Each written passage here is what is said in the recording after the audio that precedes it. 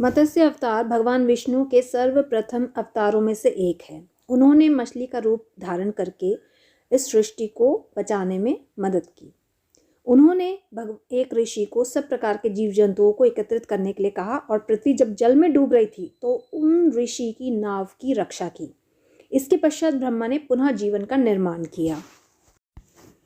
दूसरी मान्यता यह है कि एक राक्षस ने जब वेदों को चुराकर सागर की जो गहराइयों में छुपा दिया, तब भगवान विष्णु ने मत्स्य रूप धारण करके वेदों को पुनः प्राप्त किया और उनकी स्थापना की।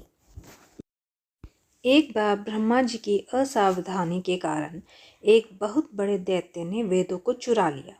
उस दैत्य का नाम हैग्रीव था। वेदों को चुरा लिए जाने के कारण ज्ञान लुप्त हो गया। चारों ओर अज्ञानता का अंधकार फैल गया और पाप तथा अधर्म का बोलबाला हो गया। तब भगवान विष्णु ने धर्म की रक्षा के लिए मत्स्य रूप धारण करके हैग्रीव का वध किया और वेदों की रक्षा की।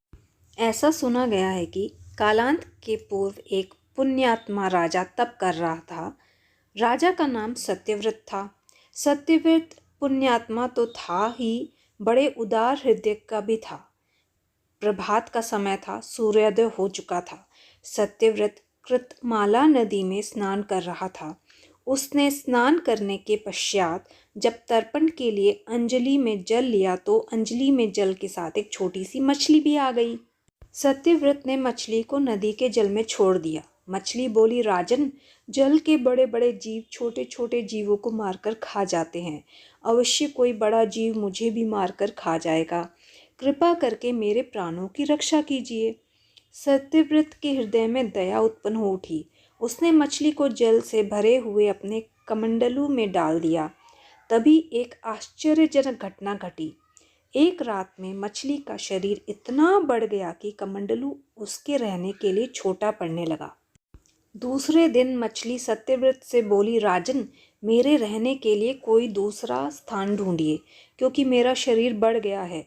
मुझे घूमने फिरने में बड़ा कष्ट हो रहा है। सत्यव्रत ने मछली को कमंडलू से निकालकर पानी से भरे हुए मटके में रख दिया। यहाँ भी मछली का शरीर रात भर में ही मटके में इतना बढ़ गया कि मटका भी उसके रहने के लिए छोटा पड़ गया। दूसरे दिन मछली पुनः सत्यव्रत से बोली, राजन, मेरे रहने के लिए कहीं और प्रबंध कीजिए, क्योंकि मटका भी मेरे रहने के लिए छोटा पड़ रहा है। तब सत्यव्रत ने मछली को निकालकर एक सरोवर में डाल दिया, किंतु सरोवर भी मछली के लिए छोटा पड़ गया। इसके बाद सत्यव्रत ने मछली को नदी और फिर उसके बाद समुद्र में डाल दिया। आश्चर्य, समुद्र में भी मछली का शरीर इतना अधिक बढ़ गया कि मछली के रहने के लिए वह छोटा पड़ गया। अतः मछली पुनः सत्यव्रत से बोली, राजन, यह समुद्र भी मेरे रहने के लिए उपयुक्त नहीं है। मेरे रहने की व्यवस्था कहीं और कीजिए। अब सत्यव्रत विस्मित हो उठा। उसने आज तक ऐसी मछली कभी देखी ही नहीं थी। वह विस्मय भरे स्वर में बोला, मेरी बुद्धि को विस्मय के सागर में डुबो देने वाले आप कौन हैं? मत्स्य रूपधारी श्रीहरि ने उत्तर दिया, राजन, हैग्रीव नामक दैत्य ने वेदों को चुरा लिया है। जगत में चारों ओर अज्ञान और अधर्म का अंधकार फैला हुआ है। मैंने हैग्रीव को मारने के लिए ही मत्स्य का रूप धारण किया है।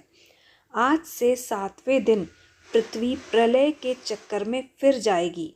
समुद्र उमड़ उठेगा, भयानक वृष्टि होगी, सारी पृथ्वी पानी में डूब जाएगी। जल के अतिरिक्त कहीं कुछ भी दृष्टिगोचर नहीं होगा। आपके पास एक नाव पहुंचेगी। आप सभी अनाजों और औषधियों के बीजों को लेकर सप्त ऋषियों के साथ नाव पर बैठ जाइएगा। मैं उसी समय आपको पुनः दिखाई पड़ूंगा और आपको आत्म तत्व का ज्ञान प्रदान करूंगा।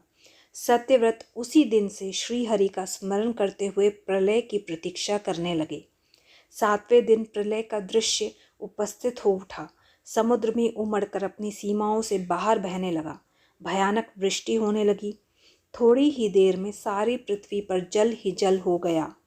संपूर्ण पृथ्वी जल में समा गई। तभी उसी समय एक नाव दिखाई पड़ी। सत्यव्रत सप्त ऋषियों के साथ उस नाव पर बैठ गया।